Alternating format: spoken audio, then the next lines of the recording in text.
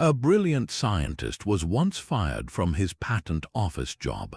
That rejection could have ended his career, but instead, it freed Albert Einstein to develop his world-changing theory of relativity. We have all faced our own version of that devastating no, the job we did not get, the relationship that ended, the dream that seemed to vanish overnight. That sting can feel like a full stop, a verdict on our worth. But what if you possessed a 2,000-year-old operating manual that transforms rejection from a wound into your greatest source of power? Stoic philosophy offers exactly that, a proven framework for building unshakable resilience. By the end of this journey, you will have 25 concrete, actionable ways to not just bounce back from rejection, but to fundamentally reinvent yourself, emerging stronger and more focused than you were before. We will explore how ancient thinkers turned exile into literature and political failure into legendary character. What does your most recent rejection make possible for you that you cannot yet see? The first and most powerful tool in your reinvention is a simple mental shift. Stoics call it the dichotomy of control, and it begins with a brutally honest sorting of your entire experience into two categories. In the first category are the things you fully control, your own judgments, your chosen actions, your efforts, and your desires. In the second category is everything else, the opinions of others, the final outcomes, the past, the weather, and whether that email gets a reply. Most of our suffering after rejection comes from a single mistake. We pour our energy into fighting what is in that second category, the uncontrollable. We rage against the hiring manager's decision. We replay the painful conversation wishing for a different outcome. We tie our self-worth to an external result we could never guarantee. The Stoic move is to consciously, deliberately let all of that go. The moment you receive that no, your first act of reinvention is to perform this mental audit. Ask yourself, was the final decision ever truly mine to make? The answer is almost always no. That outcome sits firmly in the category of things outside your control. Your power lies entirely in the first category, in how you judge this event, and in what you choose to do next. This is not about passive acceptance, it is about strategic energy management. By releasing your grip on the uncontrollable, you free up 100% of your focus for what you can actually influence, your next step. Instead of burning mental fuel on frustration over the lost opportunity, you redirect it to crafting a better application, to learning a new skill, or to reassessing your direction with clear eyes. The rejection itself is not up to you, but your response to it is your masterpiece. That shift from victim of circumstance to architect of your comeback is where true reinvention begins. This sorting exercise is powerful, but it remains a theory until you put pen to paper. The real transformation happens not in your mind, but on the page.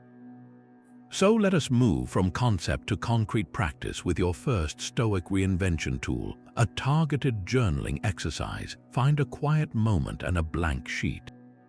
Draw a line down the center. On the left, write the heading, what I controlled. On the right, what I did not control. Now, take your specific rejection and begin the honest, sometimes brutal work of categorization.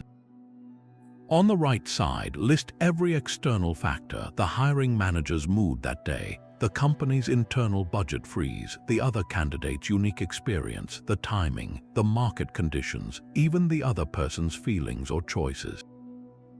Write them all down without judgment. This is not about blame, it is about factual acknowledgement. Seeing these items physically listed does something profound. It externalizes them. They are no longer swirling ghosts in your mind. They are discrete items on a page clearly outside your domain. Now turn to the left column, what I controlled.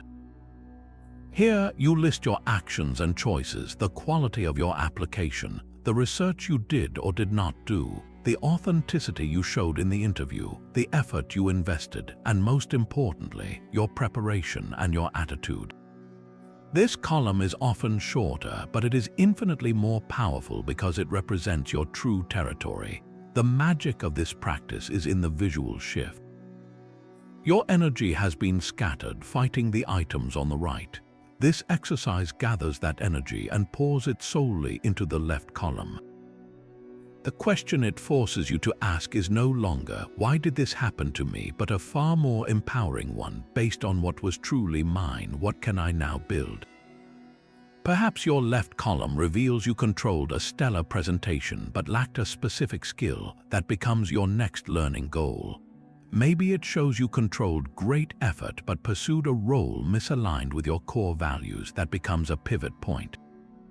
This journaling turns the abstract dichotomy into a map for your next move, creating immediate emotional clarity by fencing off the land of the uncontrollable and illuminating the fertile ground you actually own. Your reinvention blueprint is hidden in that left column, waiting for you to start building. That journaling exercise carves out a space for your power, but the Stoics would ask you to see the entire rejection event through an even more radical lens. Rejection is not a random piece of bad luck, it is a deliberate test of character. Think of it as a sparring partner the universe has sent specifically for you, not to break you but to reveal your strength. The Roman Emperor Marcus Aurelius, who faced endless political betrayals and military disasters, wrote in his private journal, Meditations, a line that has guided millions: "The impediment to action advances action." What stands in the way becomes the way. He did not see setbacks as misfortunes, but as the essential training ground for virtues like resilience, fairness, and courage. When you are passed over for a promotion, the test is not about your professional worth, it is a test of your resilience. Will you collapse into bitterness, or will you assess your skills with clear eyes and improve them? When a collaboration falls apart, the test is one of fairness. Will you blame everyone else, or will you examine your own contributions with honesty? When a personal rejection leaves you feeling exposed, the test is one of courage. Will you hide from future connection, or will you dare to be vulnerable again, understanding that the risk is part of a life fully lived? Each no you receive is an invitation to prove your mettle. Marcus Aurelius wrote to himself, "Why should we feel anger at the world as if the world would notice?" He reminds us that the universe is not personal, it is simply providing the raw material, the resistance. Your character is forged in how you choose to work with that material. So the next time you face a closed door, pause and ask yourself this Stoic question: what virtue is this situation inviting me to practice? Is it patience? Is it humility? Is it perseverance? Reframing rejection as a test transforms it from a verdict on your past into a gymnasium for your future self. You are not being punished, you are being trained. That training ground of rejection is a demanding one, and the Stoics had a unique method for ensuring you are always in shape for it. They did not wait for hardship to find them, they went out and courted it voluntarily.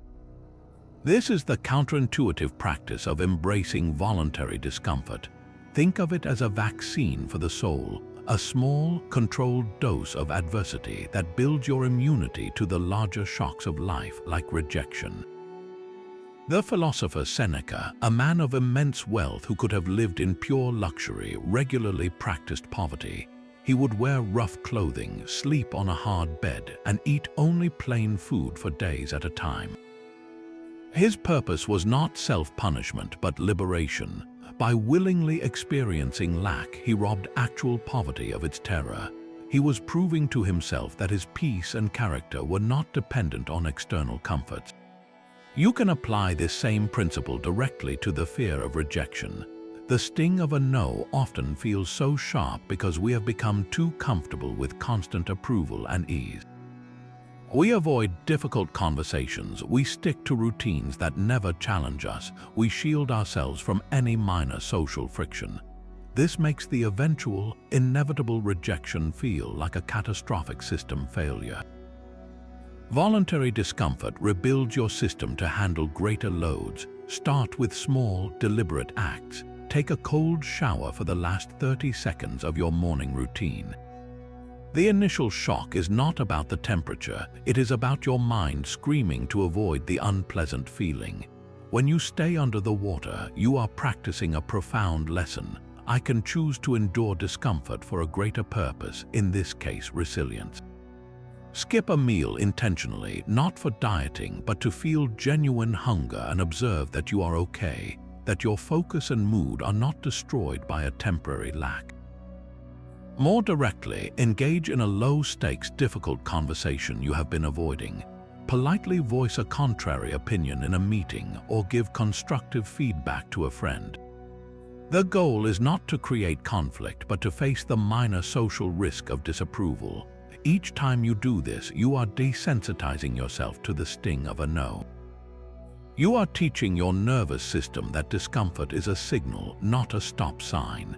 When a major rejection later hits, your mind and body will have a reference point.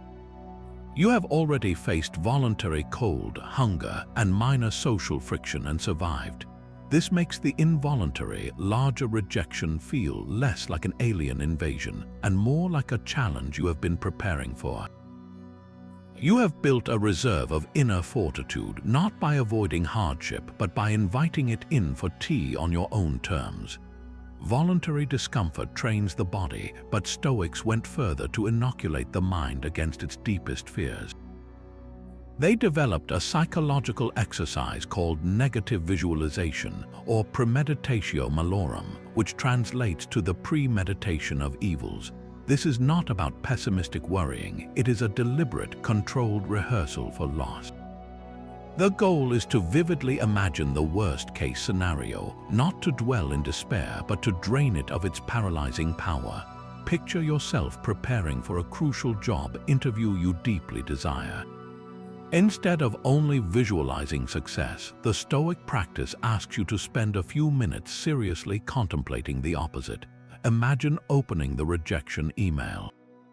Feel the initial sting in your chest, hear the silence in the room, notice the disappointment clouding your thoughts, then continue the mental movie. See yourself the next morning, waking up. Watch yourself making coffee, taking a walk, calling a supportive friend. Visualize yourself updating your resume, searching for new opportunities, and carrying on with your life. By walking through this scenario in your mind, you accomplish two profound things. First, you reduce the shock of the actual event. When the rejection arrives, it feels less like a sudden ambush and more like a challenge you have already mentally navigated. Your emotional system recognizes the terrain, it is familiar, and you have a pre-planned route through it. The event loses its element of terrifying surprise. Second, and perhaps more beautifully, this practice violently reawakens your gratitude for what you have right now. By mentally removing the job you hope for or the relationship you cherish, you suddenly see your current life with stark clarity. The comfort of your home, the loyalty of your friends, your health, your other skills, all of these blessings come into sharp, precious focus. The Roman philosopher Seneca advised we should love all of our dear ones, but always with the thought that we might lose them. He was not promoting coldness, but a fierce, present-minded appreciation. When you mentally rehearse losing an opportunity, you return to the present moment, realizing you have not lost everything. Your foundation remains. This exercise turns the fear of rejection into a tool for gratitude and preparedness. The next time you face a potential no, do not just hope for the best. Spend 5 minutes courageously preparing for the worst. Walk through the aftermath in your mind and then return to the present. You will find the future holds less terror and the present holds more quiet strength than you knew. That mental rehearsal for loss leads us to a cornerstone of Stoic thought, a practice so powerful it was kept on the desks of Roman generals and whispered by emperors. It is the simple, sobering reminder, memento mori, remember you must die. At first glance, this seems morbid, even counterproductive to moving past rejection. How can thinking about death possibly help? Because this is not about morbidity. It is about the most profound perspective shift available to you. Your time here is breathtakingly finite.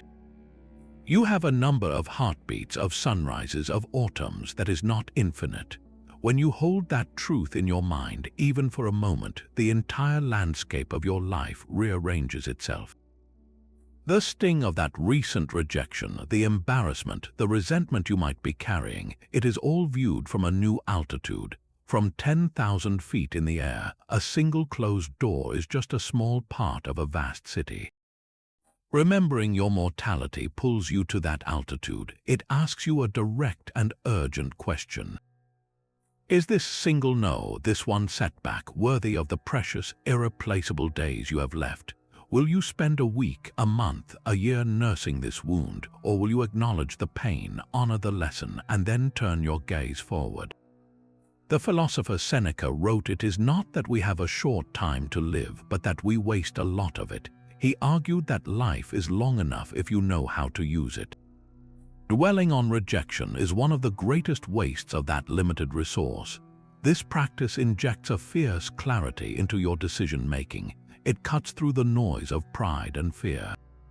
That project you have been too afraid to start because you might be rejected, memento mori says begin it now. That grudge you are holding from a past professional slight, memento mori says release it today. That authentic dream you have shelved to seek approval from others, memento mori says it is time to pursue it with your full heart. The rejection is not the end of your story, it is a paragraph. Remembering that your story has a final page compels you to stop rereading that one difficult paragraph and to start writing the next chapter. It transforms rejection from a stop sign into a detour sign, urging you to find another route because the destination, a life of meaning, is still waiting and your time to reach it is always ticking. The clarity that comes from remembering your limited time forces a new kind of honesty about the stories you tell yourself. Here is a truth we often miss. The raw event of rejection is almost never the source of our pain. The pain comes from the elaborate, often catastrophic story we instantly build on top of it. The Stoics had a precise tool for dismantling these painful narratives. They called it objective representation. It is the practice of seeing the thing itself, stripped bare of all emotional judgment and dramatic flair. Think of it as giving a police report on your own disappointment, only the facts. The event is not, "I was humiliated and my career is over." The event is, at 3:15 p.m. on Tuesday, I received an email from the hiring manager at Company X. The email contained 127 words.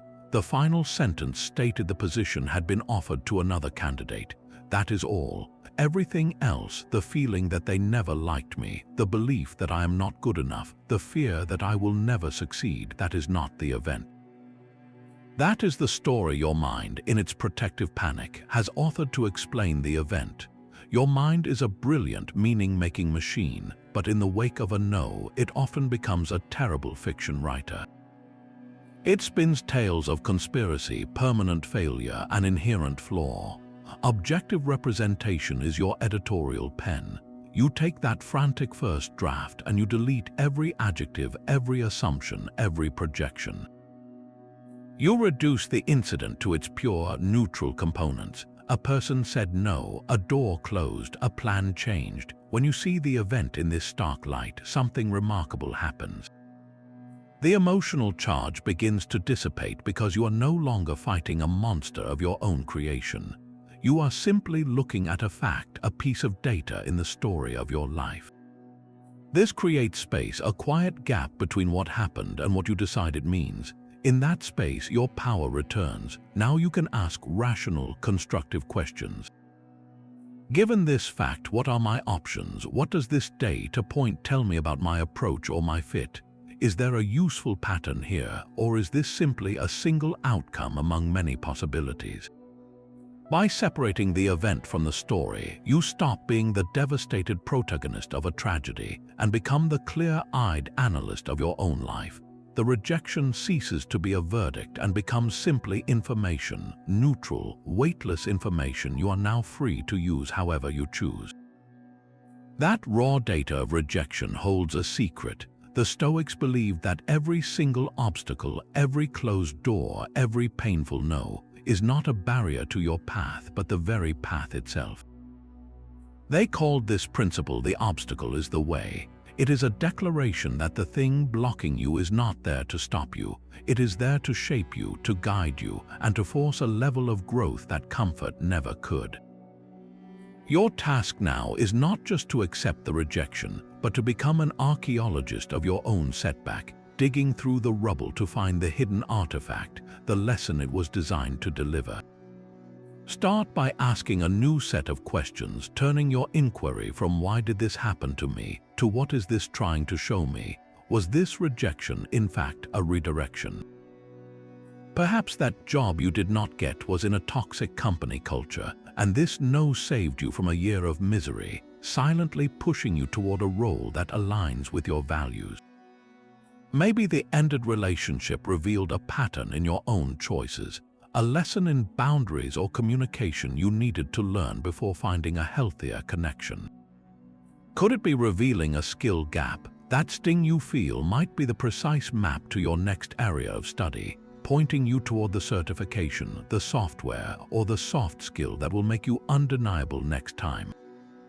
Or is this obstacle here to strengthen your resolve? The easy path never built legendary endurance. This rejection might be the necessary resistance that forges a deeper, more stubborn commitment to your goal than you ever possessed when things were easy. Think of a river hitting a rock. The rock is the obstacle. The river does not stop, it does not complain. It finds a way around, and in doing so, it carves a canyon, creates breathtaking waterfalls, changes the entire landscape. The obstacle becomes the way the water travels. Your rejection is that rock. You can choose to see it as a dead end, or you can choose to be like the water, to let it redirect your flow into a new and more powerful course. The lesson is always there, but you have to look for it with calm, curious eyes, not with a heart full of resentment. So take that objective fact from your rejection, the neutral data point, and place it on the examination table. Ask it, "What are you here to teach me?" The answer you find will not just soothe the hurt, it will give you your next clear, purposeful, and powerful step forward. Digging for the lesson is an act of understanding, but the Stoics invite you to go one step further, into a realm that feels almost superhuman. They ask you to not just accept the rejection, but to fall in love with it. This is the practice of amor fati, the love of fate. It is the decision to embrace every single thing that happens to you, the joyous promotions and the crushing rejections, as if you had chosen it yourself. The philosopher Friedrich Nietzsche, who was deeply influenced by Stoic thought, later captured this idea perfectly when he wrote, "My formula for greatness in a human being is amor fati, that one wants nothing to be different, not forward, not backward, not in all eternity." This is not about masochism or pretending the rejection feels good.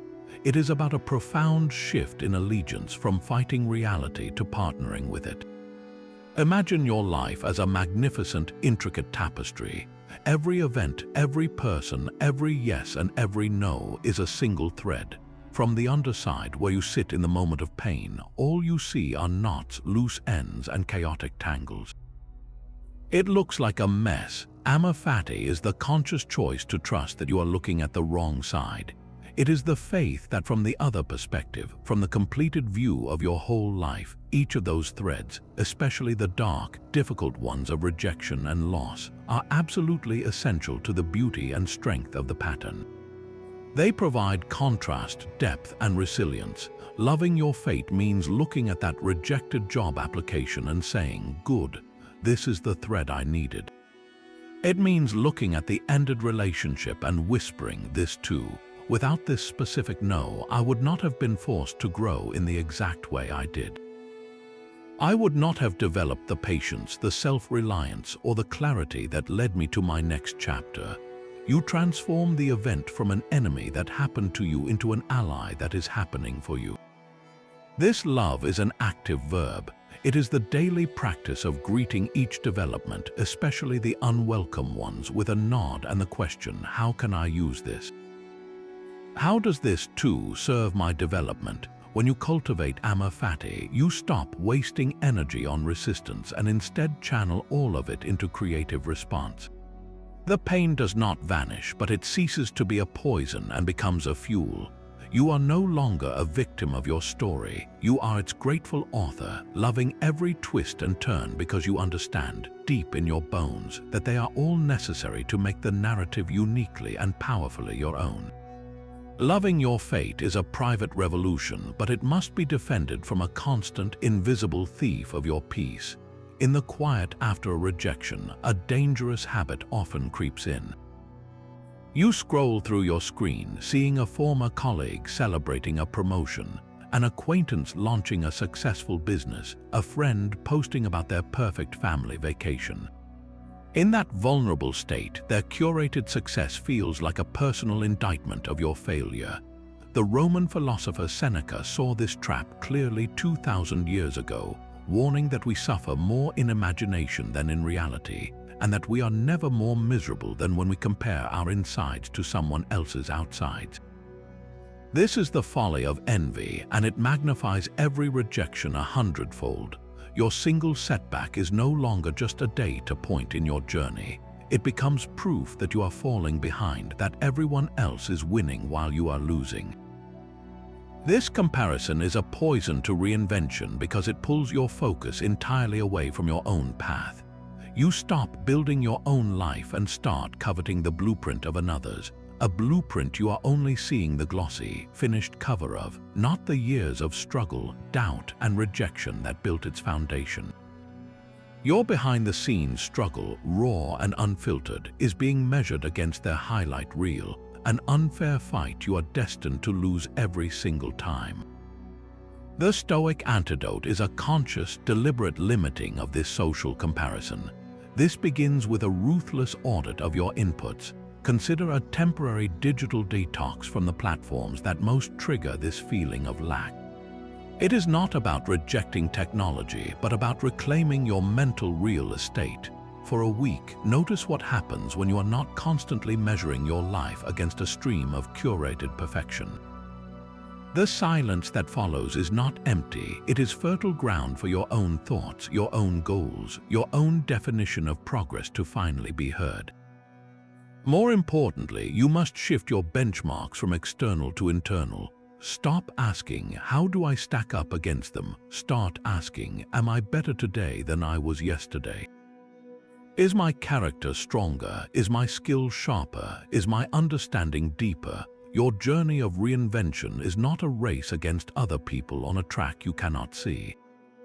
It is an excavation of your own potential. The only valid comparison is between you now and the person you were before the rejection. Did you learn one new thing?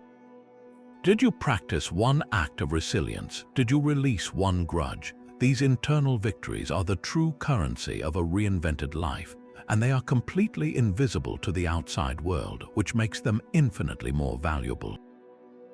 When you focus on your internal scorecard, another's success ceases to be a threat and can even become a source of genuine inspiration, a reminder of what is possible, not a measure of what you lack.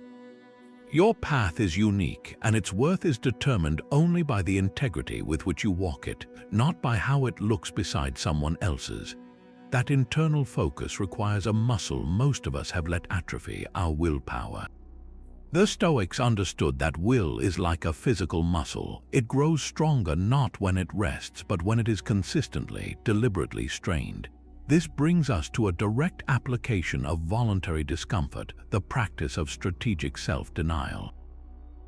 While earlier we spoke of inviting in cold or hunger, this is about consciously saying no to the small, everyday pleasures and conveniences that you have come to rely on.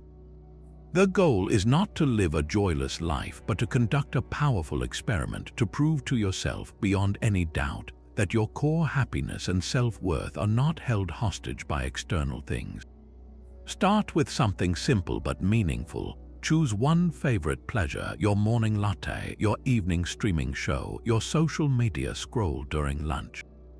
For a set period, say 1 week, you will give it up completely.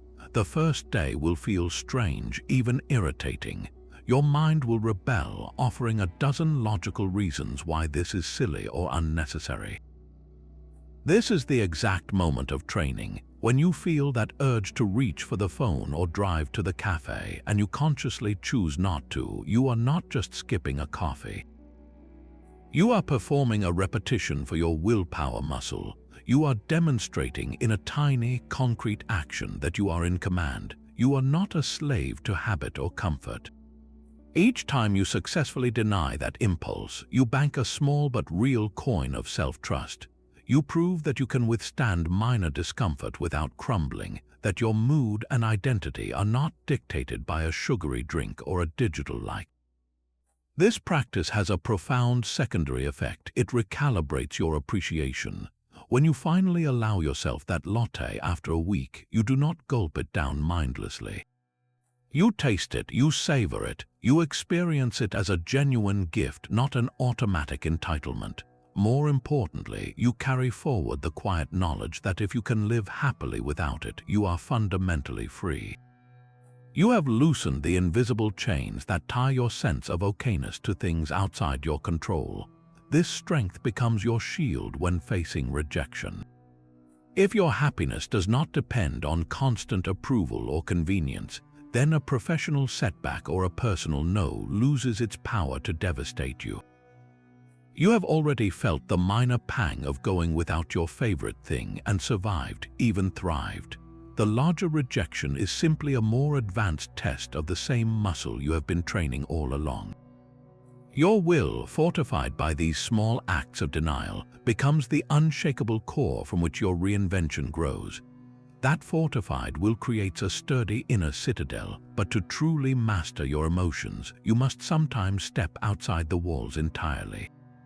There is a Stoic meditation so powerful it can dissolve anxiety in moments, known as the view from above. Close your eyes for a moment and begin. Picture yourself not in your room but floating just above your house. See the roof, the street, your neighborhood from this new height. Now rise higher. Watch your city shrink into a grid of lights, your country become a shape on a globe, the earth itself turning into a blue marble suspended in the vast black silence of space.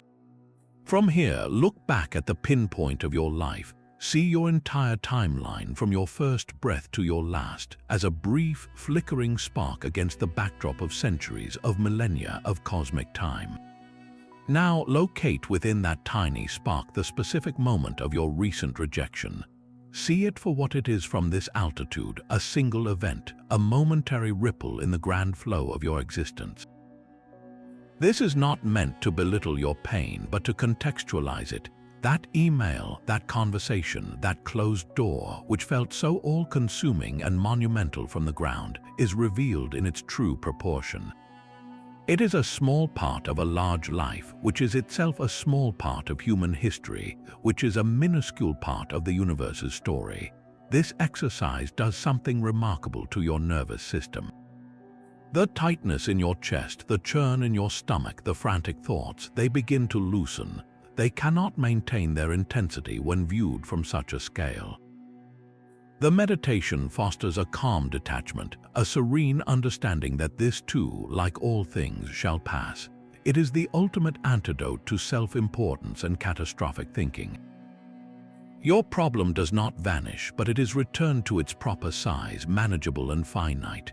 When you open your eyes and return to ground level, you carry a trace of that cosmic perspective with you. The rejection is still there, but it no longer fills your entire sky. It is now a single cloud in a vast horizon, and you have the space and the calm to decide how to navigate around it. The cosmic view shrinks our problems, but the work of rebuilding happens right here on the ground, in the daily choices we make. This leads us to a principle that can fundamentally rewire your relationship with effort itself. Most of us are outcome addicts. We pour our energy into a project, a job application, a creative pursuit, and we mentally attach our entire sense of worth to a single result, the promotion, the acceptance letter, the sale. We treat the effort as a mere transaction, a coin we insert hoping for a prize.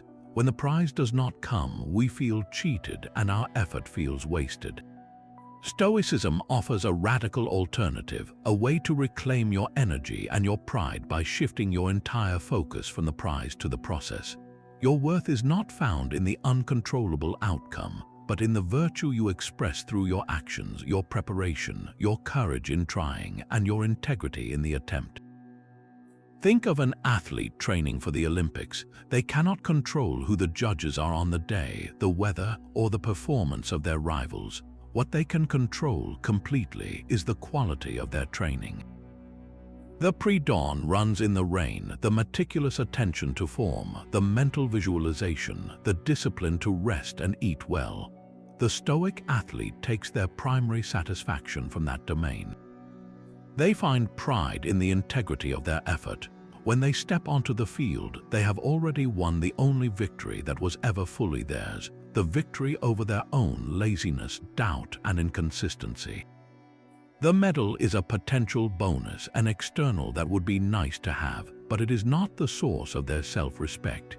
This is the essence of focusing on process over outcome. Apply this to your own rejection. Look back not at the no you received, but at the path you walked to get there. Did you prepare with diligence? Did you show up with authenticity and courage? Did you give it an honest, full effort? If you can answer yes, then you have already succeeded in the only arena that truly matters, the arena of your character. The outcome was never yours to claim, but your effort was your masterpiece. This mindset transforms rejection from a verdict into a simple feedback loop.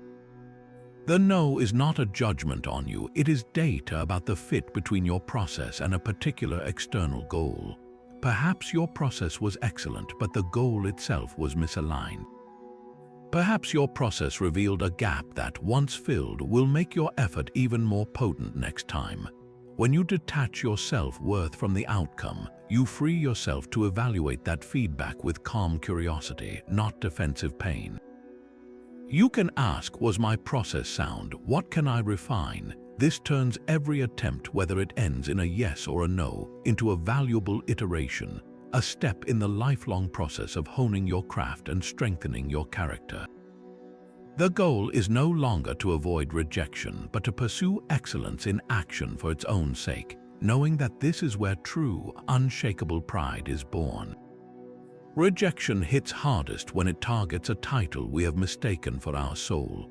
You are not just an employee of that company, you are a provider, a problem solver, a team member. You are not just that person's partner, you are a companion, a source of support, a lover. When the role is stripped away by a layoff or a breakup, it can feel like a piece of your very self has been amputated. The profound emptiness that follows is a warning sign, a signal that you have anchored your identity in something external, something fragile that was never truly yours to begin with. The Stoics offer a far more resilient foundation, one that no boss, no market crash, and no other person's changing heart can ever take from you. Build your sense of self not on the roles you play, but on the virtues you choose to embody each day. The four cardinal Stoic virtues are wisdom, courage, justice, and temperance. These are not job titles or relationship statuses, they are inner qualities, directions of your will. Wisdom is your commitment to seeing the world clearly and making sound judgments. Courage is your choice to act rightly even in the face of fear or discomfort. Justice is your dedication to fairness, kindness, and your duty to others. Temperance is your practice of self-discipline and moderation. When you define yourself by these virtues, you carry your worth with you everywhere like an internal compass. A company can fire you from a job, but it cannot fire you from your courage. A person can end a relationship, but they cannot take from you your capacity for justice or your practice of temperance. Your identity becomes active, not passive. You are not what happens to you, you are how you choose to respond. After a rejection, perform this vital audit. Ask yourself, who was I trying to be in that role? Was I seeking to be a wise leader, a courageous contributor, a just colleague, a temperate planner? Then realize you still can be all of those things. The stage has changed, but the character remains. You can practice wisdom by analyzing the rejection with clarity instead of blame. You can practice courage by putting yourself out there again. You can practice justice by treating former colleagues or partners with fairness despite the hurt. You can practice temperance by managing your emotions and impulses during this turbulent time. Your value is no longer tied to an external validation. It is demonstrated in your very next action. You are not a rejected employee. You are a person practicing resilience. You are not a rejected partner. You are a person learning the contours of your own heart. This shift is the ultimate liberation, turning you from a cast member in someone else's production into the unwavering author of your own moral story.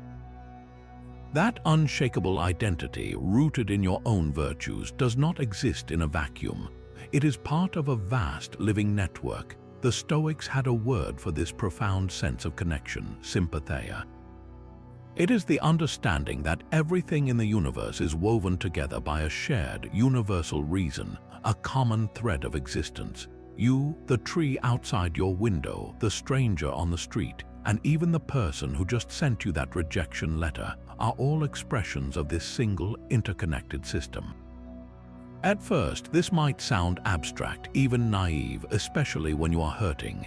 How can you feel connected to the source of your pain? The practice of sympatheia is not about condoning hurtful actions, but about changing the lens through which you view them, draining the event of its personal poison. When you receive a rejection, your instinct is to see the rejecter as an opponent, a separate entity standing against you. Sympatheia asks you to widen the frame. See them instead as a fellow human being operating from their own limited perspective, governed by their own fears, biases, and incomplete information, just as you are. They are not a villain in your story. They are simply another character in the grand, complex play of human experience, following their own script. The hiring manager who chose another candidate was likely acting from a place of pressure, a specific departmental need you cannot see, or their own ingrained preferences. The person who ended a relationship was acting from their own pain, their own capacity, their own journey. This is not to excuse poor behavior, but to understand it as a natural outcome of their nature and circumstances, not a targeted attack on your worth. By depersonalizing the rejection in this way, you perform a kind of emotional alchemy. The bitterness that tightens your chest begins to loosen. You stop asking, "Why did they do this to me?" and start observing, "This is what they did, given who they are and what they know." This creates a spaciousness around the event. It allows you to acknowledge the practical consequence, the closed door, without having to also carry the heavy, additional burden of taking it as a personal indictment. You can wish them well, not as a performative act, but as a genuine recognition of your shared humanity, and then calmly turn your energy back to your own path. Your story is not a battle against them. It is simply your unique journey within the shared human condition. This shift does not diminish your pain, but it places it in a context so vast that it can no longer consume you. The interconnectedness of all things reminds us we are part of a larger flow, and within that flow we have a vital choice to make. Will we be carried by the current of our disappointment, or will we begin to swim? The paralysis that follows rejection is its most dangerous effect. It convinces you that because one path is closed, all motion is futile. You freeze, analyzing the past, fearing the future, while the present moment, the only moment you can ever actually use, slips away unused.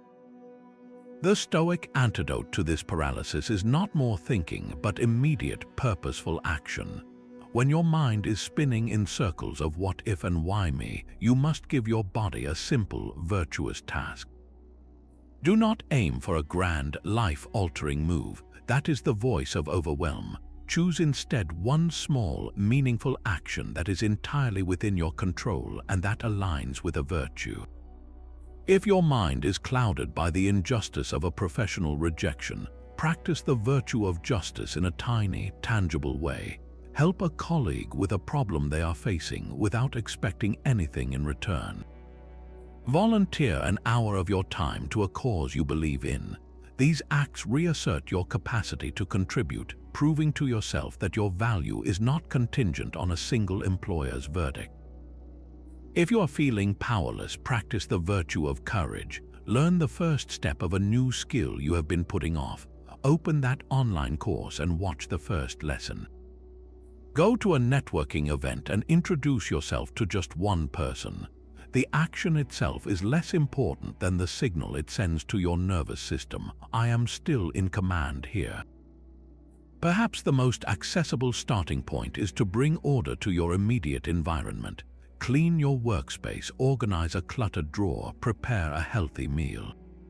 This act of creating external order, no matter how small, initiates a powerful internal shift. As you wash the dishes or file the papers, you are literally and symbolically clearing space. You are demonstrating to yourself that while you may not control the market or another person's heart, you absolutely control the care you give to your own corner of the world. This immediate action breaks the hypnotic spell of rumination. It moves energy from your spinning head to your capable hands. It provides a concrete, completed task in a world that suddenly feels abstract and hostile. That completed task, no matter how minor, is a deposit in your bank of self-trust. It is proof, in a language deeper than words, that you are not defined by the setback. You are defined by your response, and your response has begun.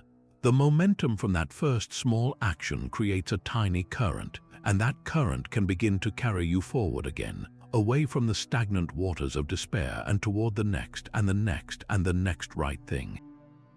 History provides a gallery of resilience, portraits of men and women who did not merely endure rejection, but used it as the very stone on which they sharpened their character. You do not have to navigate this path alone. You have companions across the centuries. Consider Cato the Younger, a Roman senator whose life was a masterclass in embracing political failure. In an era of rampant corruption, he stood as an unbending pillar of Stoic integrity, vetoing bills, blocking bribes, and infuriating the powerful at every turn. His principles made him a perpetual outsider, his candidacies often rejected by a populace that preferred compromise. His greatest political defeat was watching Julius Caesar, the man he saw as a tyrant, rise to absolute power. In the end, facing the collapse of the republic he loved, Cato chose to take his own life rather than live under a dictatorship. While his final act is complex, his life exemplifies the Stoic ideal that some defeats are more honorable than any victory. He proved that consistency to one's principles, even in the face of total rejection by the political world, forges a character of legendary strength. His story asks us, what is our non-negotiable integrity worth, even if the world rejects it? Then there is Epictetus, whose very name means acquired. He was not born a philosopher, he was born a slave. His body was literally owned by another man, subjected to a cruelty and rejection so fundamental it is hard for us to fathom.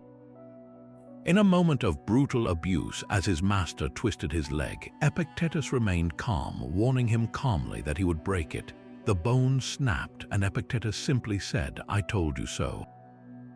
This is not a story of superhuman pain tolerance, but of a mind that had already achieved the ultimate Stoic separation.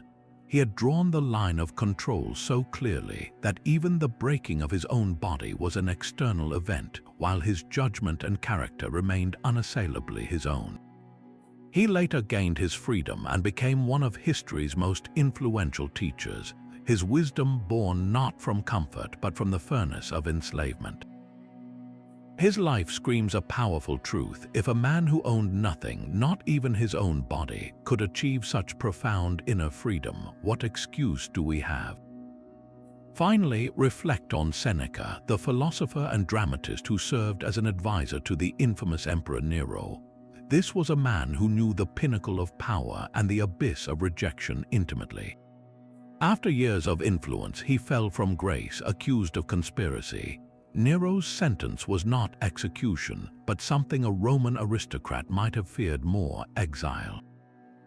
He was ordered to leave the vibrant heart of the empire for a remote, barren island. This was a professional and personal annihilation. Yet in his letters from exile, Seneca did not wallow. He wrote profoundly about nature, about time, about the sufficiency of a simple life.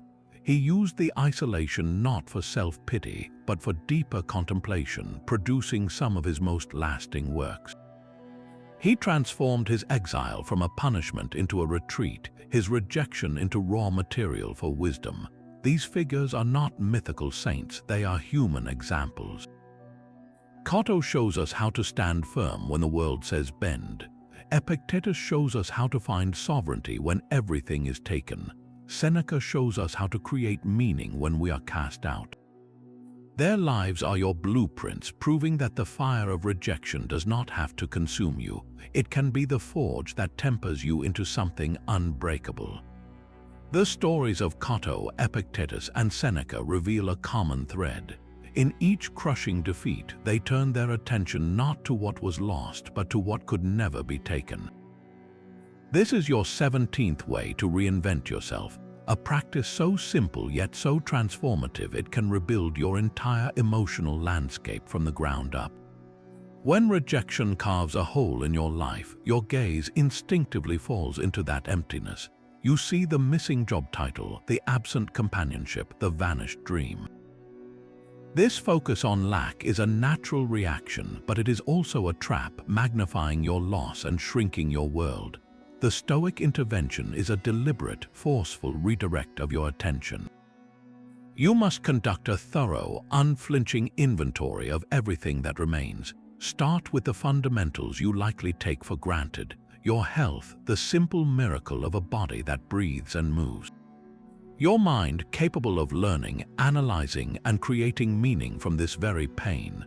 Look at the other relationships in your life: the friend who checks in, the family member who offers quiet support, the colleague who respects your work. Inventory your skills, the concrete abilities no one can revoke. List your remaining opportunities, the open doors you have been ignoring because you were fixated on the one that slammed shut. This is not an exercise in naive positivity. It is a strategic audit of your actual operational assets. Marcus Aurelius, the most powerful man in the known world, began each day with a version of this practice. He did not wake up listing his imperial demands. He woke up reminding himself of the people and qualities he was grateful for. He wrote to himself, "When you arise in the morning, think of what a precious privilege it is to be alive, to breathe, to think, to enjoy, to love." He was building a foundation of abundance before the day's inevitable challenges and rejections could even begin. You can use his ritual as a template. Each morning, before you check your phone or replay yesterday's disappointment, speak or write 3 specific things you still possess. They can be profound or mundane.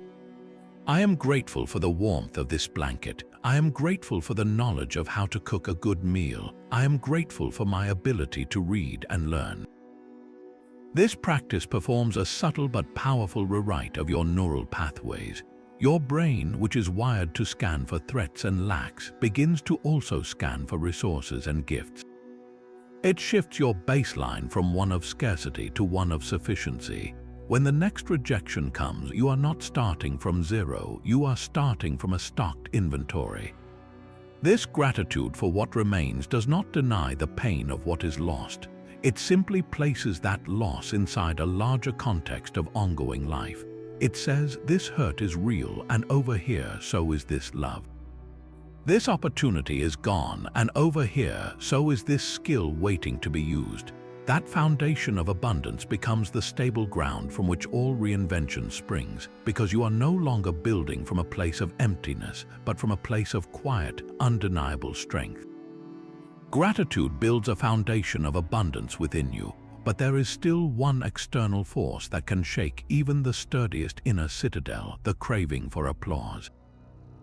We are wired to seek approval, to want that pat on the back, that glowing review, that public recognition of a job well done.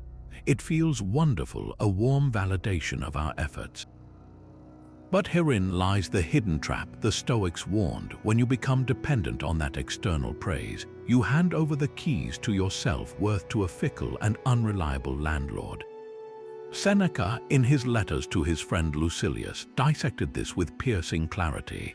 He observed that the crowd's applause is as changeable as the wind, roaring for you one moment and turning on you the next. Basing your happiness on it, he wrote, is like building your house on a stormy sea cliff. The Roman public could cheer a gladiator one day and demand his death the next.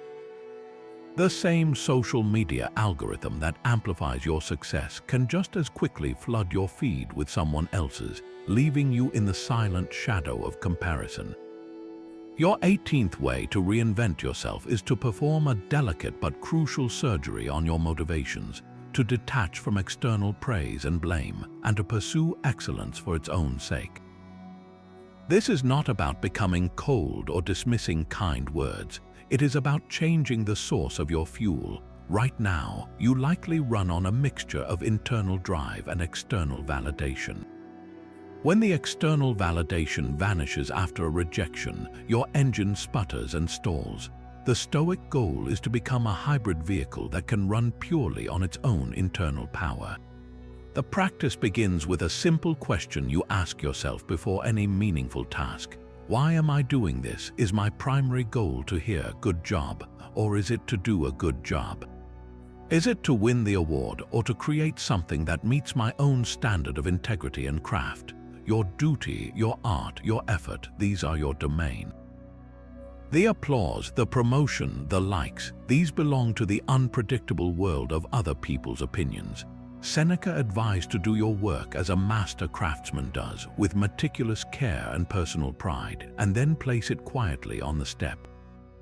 Whether people pick it up and celebrate it, or ignore it, or even criticize it, is not the measure of your success. Your success was in the act of creation itself, in the virtue you expressed through your focused labor. Train yourself to find the quiet satisfaction in a well-written paragraph, a clean line of code, a patient conversation, a problem solved with wisdom. That feeling, that internal nod of acknowledgement, is your true compass. When you have that, the praise of others becomes a pleasant bonus, a nice bit of weather on your journey, but not the sun you navigate by. And their blame or rejection becomes simply another gust of wind, noticed but not steering you off course. You become unshakable because your sense of worth is generated internally, moment by moment, by the quality of your own actions. The world's opinion no longer has the power to promote you to heaven or cast you down to hell, because you have built your home on the solid ground of your own character.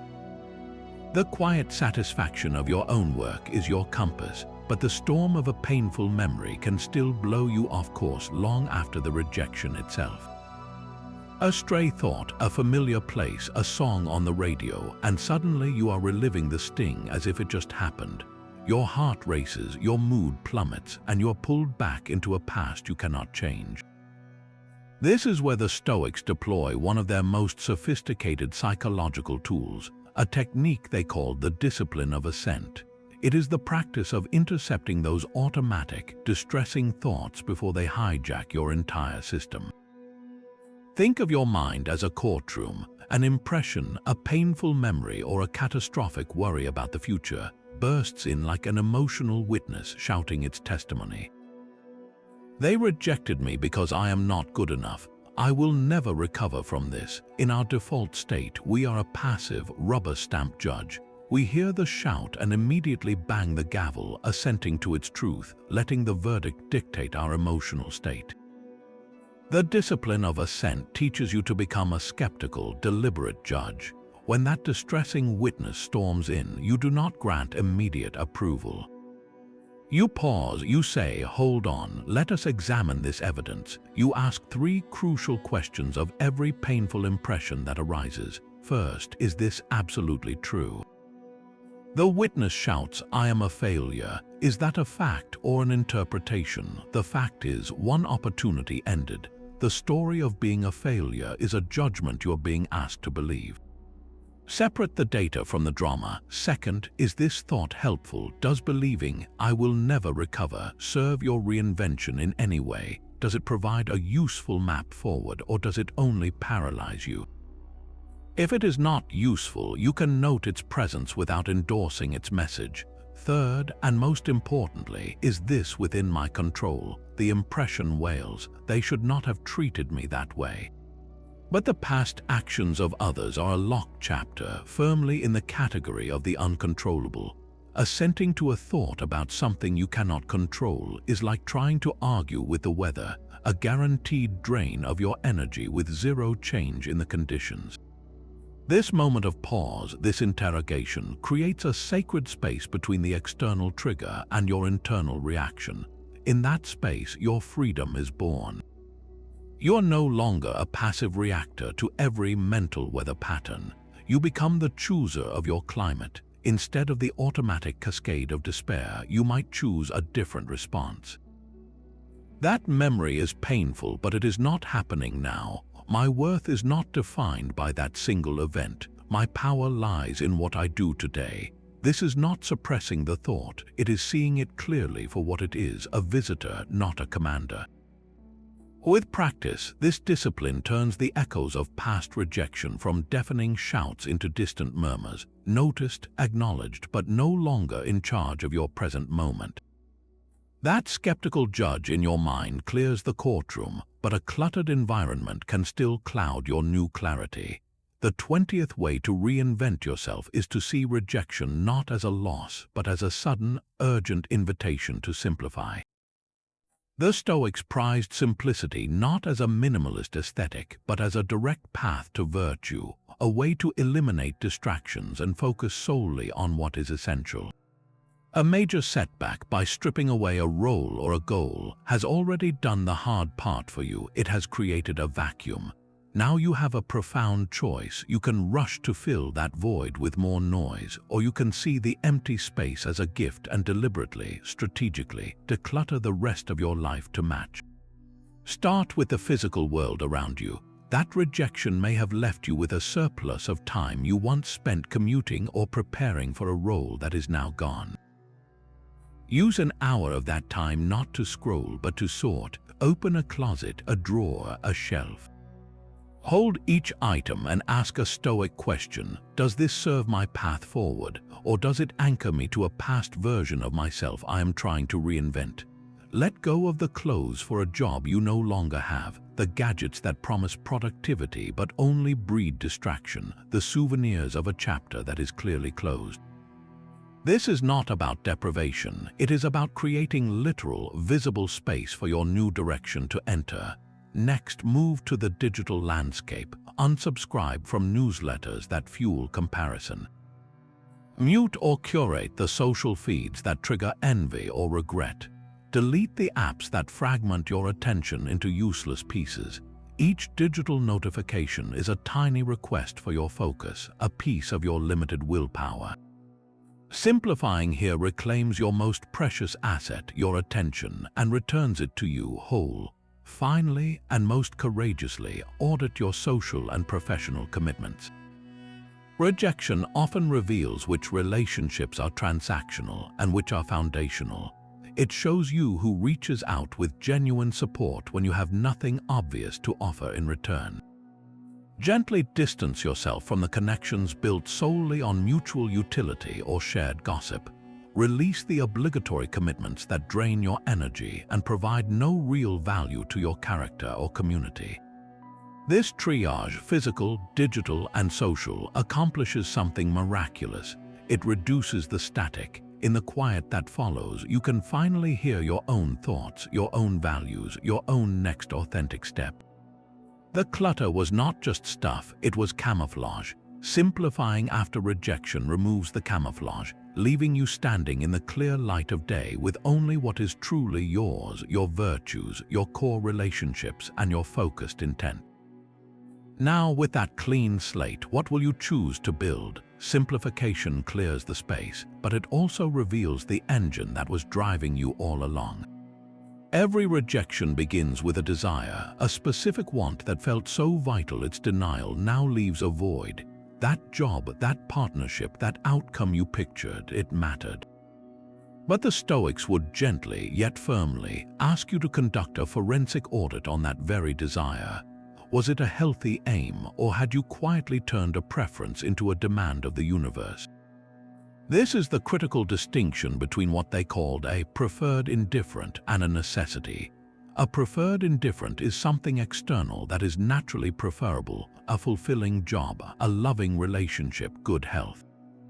These are things we can and should work toward with our best effort, but they are called indifference not because they do not matter, but because our core happiness and self-worth must remain indifferent to whether we attain them. Our moral character, our virtue, must not depend on them. The trouble begins when we unconsciously promote a preferred indifferent to the status of a necessity. We tell ourselves, I must get this promotion to be successful, or I must be in this relationship to be happy. We attach our entire sense of peace to a specific, fragile external target. When the universe, as it often does, says no, our whole world crumbles because we built our house on that single, sandy wish. Your reinvention requires you to trace the pain back to its source, the desire itself. Ask yourself with brutal honesty, what exactly did I want from that goal? Was it the external validation of the title, or was it the internal opportunity to practice my skills with excellence? Was it the comfort of the relationship status, or was it the mutual practice of kindness and respect? The former are shaky foundations, the latter are virtues you can cultivate anywhere, under any circumstances. Recalibrating your desires means consciously downgrading the external target back to a preferred indifferent, something it would be nice to have, while upgrading your commitment to the internal good, the virtue you express in pursuing it. Instead of desiring the specific job, desire to act with diligence and courage in your career. Instead of craving the specific relationship, desire to be a person of loyalty, understanding, and love. This shift is a transfer of power. When your primary desire is for an internal state of character, it becomes unrejectable. No employer, no other person, no market condition can stop you from practicing courage today. They can deny you the specific role, but they cannot deny you the integrity of your effort. This audit is liberating. It means you can still want things passionately, but you want them with an open hand, not a desperate grip. You pursue the preferred job, but your fundamental okayness is anchored in the wisdom and effort you apply, not the offer letter. This way, if the rejection comes, you have not lost your compass.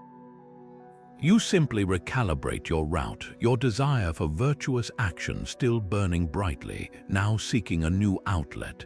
The specific target was always just one possible expression of a deeper, unstoppable aim.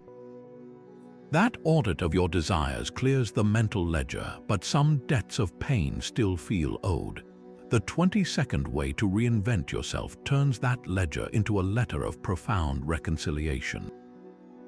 This is a creative, deeply personal exercise that makes the philosophy of amor fati, the love of fate, tangible. Find a quiet space, take a pen and paper, and begin a letter to your present self. But you are not the author, you are the recipient. The letter is written from the perspective of your future self, perhaps 1, 3, or 5 years from now. This wiser, more resilient version of you is looking back at this exact moment of rejection, and they are writing to say thank you. Start the letter with a simple, direct address. Dear me, from this date in the past, then let that future self speak. Have them acknowledge the raw hurt you feel right now with compassion, not pity. They might write, I know the email felt like a gut punch and the silence that followed was deafening. I remember the doubt that crept in, questioning every choice. I am not here to dismiss that pain, I am here to frame it. Then the core of the letter unfolds. Your future self details with specific hindsight how this exact rejection was the essential pivot point. They describe the chain of events it set in motion that you cannot yet see. Perhaps they write, because that job fell through, you were available 2 months later for a consulting project that introduced you to your future business partner. Because that relationship ended, you finally joined the hiking club where you met the person who shares your deepest values. Because that dream seemed to die, you were forced to look inward and discover a talent for teaching you never knew you had. The letter should be rich with concrete, sensory details only you would know. the name of the street you walked down feeling lost, the specific song that made you cry, the friend who brought you coffee. This specificity bridges the gap between the abstract concept of fate and your lived, aching reality. The future self does not just list better opportunities, they articulate the internal growth. They thank you for the patience you learned while waiting, for the courage you mustered to try again, for the humility that allowed you to ask for help. They might say that rejection was the fire that burned away my need for constant approval, and I am so much lighter for it. It was the closed door that made me notice the window, and through that window I saw a landscape I love even more. The act of writing this letter forces a cognitive shift. You are no longer stuck in the painful present. You are actively authoring a future where this event is not a scar, but a cornerstone. You are building narrative resilience, crafting the story you will one day tell about this time, but you are doing it now when it matters most. As you sign the letter from your future self, you are not just hoping for a better tomorrow, you are practicing the perspective of someone who has already lived through it and found gratitude on the other side. This letter becomes a physical anchor, a piece of evidence you can revisit whenever the old doubt whispers, proving that even in the depths of rejection, you possess the foresight to thank yourself for the transformation already underway. That letter from your future self plants a flag in a distant, better time, but the journey back to that point is walked one deliberate step at a time. A written creed turns those steps into a path. Philosophy is powerful, but in the raw moment of a new rejection, when your heart is pounding and your mind is racing, abstract principles can feel a million miles away. You need something faster, something personal, a mental shortcut back to your center. This is the power of developing your own Stoic philosophy statement, a brief, personal constitution for adversity. Think of it as your emergency protocol, written in calm seas to guide you through the storm. It is not a list of goals, but a declaration of character. It answers two fundamental questions: what do I stand for, and how will I stand when I am knocked down? To draft yours, find a quiet half hour. Reflect on the virtues that resonate most deeply with you from this Stoic journey. Is it unshakable courage? Is it relentless fairness? Is it the quiet discipline of focusing only on what you can control? Then, write a short paragraph in your own words that defines how you intend to meet life's inevitable no's. It might sound something like this: when faced with rejection or setback, I will first pause and separate what I control from what I do not. I will meet the event with clear-eyed objectivity, not catastrophic stories. I will choose to see it as a test of my resilience and an opportunity to practice my core values of perseverance and integrity. My worth is not determined by any single outcome, but by the dignity and effort I bring to my response. I will take one small, constructive action immediately to rebuild momentum. The specificity is what gives it power. Your statement should feel like putting on a well-fitted suit of armor, familiar and strengthening. Once written, keep it somewhere accessible in your wallet, as a note on your phone, on a sticky note by your mirror. The next time a rejection lands before you spiral, you pull out your creed and read it aloud. This simple act performs a psychological reset. It bypasses the panicked, emotional brain and speaks directly to your pre-committed, rational self. You are no longer reacting from a place of fresh wounding. You are enacting a plan you crafted in wisdom. It transforms Stoicism from a theory you think about into a tool you actively use, a shield you raise exactly when you need it most. Your personal philosophy statement is the bridge between knowing the path and walking it, especially when the path gets dark. Your personal creed provides an anchor, but it is meant for a ship that still needs to sail somewhere. The inward focus on your own resilience can only take you so far before it starts to feel like a lonely vigil. The 24th way to reinvent yourself solves this by turning you completely outward. The Stoics held a profound conviction that human beings are not isolated units, but parts of a greater whole made for community and mutual aid. When your own world has shrunk around a personal hurt, One of the most powerful medicines is to forget yourself entirely in the service of someone else. This is not about charity as a transaction, but about connection as a cure.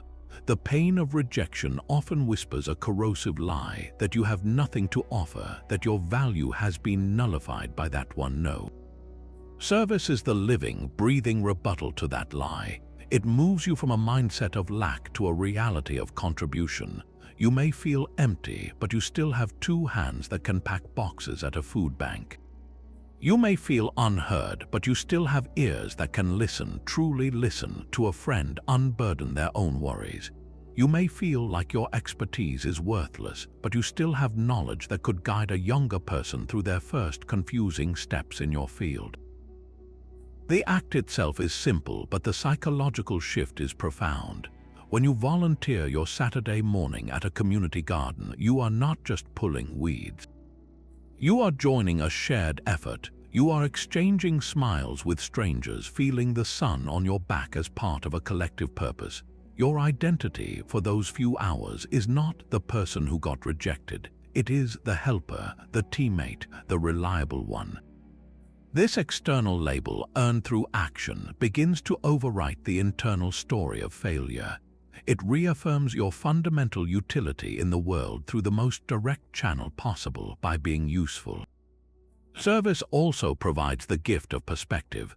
Immersed in your own disappointment, it is easy to believe your problems are unique in their scale. But in a soup kitchen or a mentoring session, you come face to face with other people's struggles, their resilience, their quiet dignity in the face of challenges that may dwarf your own. This does not diminish your pain, but it places it within the shared human condition. You are not alone in your struggle. You are part of a vast tapestry of people trying, failing, and trying again. The Roman Emperor Marcus Aurelius constantly reminded himself of this interconnectedness, writing that what brings no benefit to the hive brings none to the bee. Your reinvention is not just for you, it is for the community you are part of. By contributing to the hive, you heal the bee.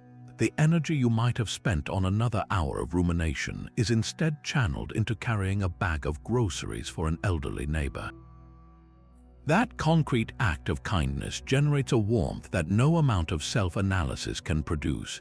It proves your capacity to affect the world positively, regardless of your current professional title or relationship status. Your value is confirmed not by a certificate on a wall, but by the dirt under your fingernails from planting something that will feed others, or by the relieved smile on the face of someone you just helped. In serving, you stop asking the world, "What can you give me?" and start demonstrating, "This is what I have to give." And in that giving, you receive the deepest validation of all, the unshakable knowledge that you are, and always will be, a necessary part of the whole. That act of service reconnects you to your fundamental capacity to give, but it also highlights a final, breathtaking truth about every rejection you have ever faced. Each closed door did not just take something away, it gave you an extraordinary gift in return: your time, your energy, your focused attention. These are the currencies of your life, and for a while you had invested them heavily in a single possibility. The rejection, by definitively ending that possibility, has made a full refund. You are standing now with your resources returned to you intact and with the hard-won wisdom of experience. This is the ultimate Stoic freedom, the 25th way to reinvent yourself. See every no not as a theft but as a liberation. That job you did not get would have consumed 50 hours of your week for years. That relationship that ended would have directed your emotional care down a specific channel indefinitely. The rejection has freed those hours, that care, that immense reservoir of your life force, and placed it back into your hands. You are no longer obligated to that path. The contract has been dissolved. You are unburdened. This is not a passive state. It is an active, potent space of pure potential. The philosopher Epictetus, who knew the depth of true constraint, said, "No man is free who is not master of himself." Your reinvention after rejection is the ultimate act of self-mastery, because you are now master of these returned resources. You get to decide with clearer eyes where to invest them next. The path that was not meant for you has fallen away, and in its place is the open field of your own sovereignty. You are free to choose a direction aligned not with a desperate wish, but with the wisdom forged in the fire of that very disappointment. This is the final, liberating flip of the script. The world did not say no to you, it said no to a particular arrangement, thereby saying yes to your autonomy. The weight you feel is not the weight of loss, but the thrilling, sobering weight of total responsibility. You are now fully responsible for your next wiser move, so take a deep breath in this space of freedom. Feel the lightness that comes with the release of a struggle against what cannot be. And then, with the 24 ways you now carry, begin. The world has just handed you back your most precious assets along with a blank map. Where will you choose to go? The open field of your sovereignty is where the real journey begins. You started this path viewing rejection as a wound, a personal verdict that left you questioning your worth. You are ending it with a new vision, seeing that same rejection as a master tool for the most important project you will ever undertake, the deliberate reinvention of your own character. This is the Stoic transformation, a shift from passive sufferer to active architect. It is not about finding comfort in philosophy, but about seizing a proactive blueprint for building what modern thinkers call an antifragile self, a self that does not just withstand shocks, but actually grows stronger because of them. Each closed door, each painful no, becomes the precise pressure needed to forge greater resilience, deeper wisdom, and more authentic courage. You now hold 25 ways to begin that forging. The principles are not abstract theories, they are levers. The dichotomy of control is a lever to reclaim your energy. Amor fati is a lever to love your fate. Memento mori is a lever to gain urgent perspective. These tools do not ask you to erase the sting of rejection, they ask you to use its heat. So the final step is yours, and it must be a step of action. This week, choose just one of these Stoic ways to practice. Perhaps you will write the letter from your future self, or perform the journaling exercise of control. Maybe you will practice one act of voluntary discomfort, or consciously limit social comparison for 7 days. Do not try to do them all at once. Mastery begins with a single, deliberate repetition. And as you take that step, share your commitment in the comments below. Tell us which way you are choosing. By sharing, you transform a personal practice into a community of resilient learners, each of us supporting the other's reinvention. Your story of resilience is not just for you, it becomes a beacon for someone else who is standing where you once stood, feeling the weight of a no they cannot yet see as a gift. The path is open, your tools are ready. What one Stoic way will you practice to start building the unshakable you?